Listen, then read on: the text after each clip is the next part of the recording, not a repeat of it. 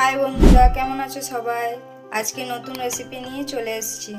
আজকে আমি করব ডিমের কারি। এখানে ডিম নিয়ে নিয়েছি 3টে। এবার এগুলো সিদ্ধ করতে দিয়ে দেবো। সিদ্ধ করে ছাড়িয়ে নিয়েছি খোসা। এবারে ভেজে নেব ডিমটা। এখানে আলু, পেঁয়াজ, টমেটো কেটে নিয়েছি ভালো করে। গরম হয়ে গেছে, এবারে তেল দিয়ে নেব।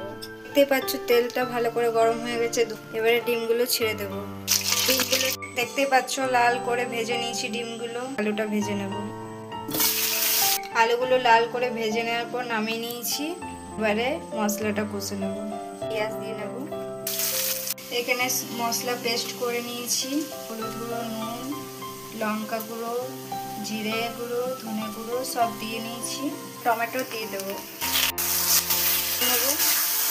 কষা হয়ে গেছে ভালো করে। এবারে জল দিয়ে নেব। গরম মশলা দিয়ে নেবো নামাবার টাইমে। যদি এই রেসিপিটা ভালো লেগে থাকেন তো লাইক, কমেন্ট, সাবস্ক্রাইব, শেয়ার করে দেবেন।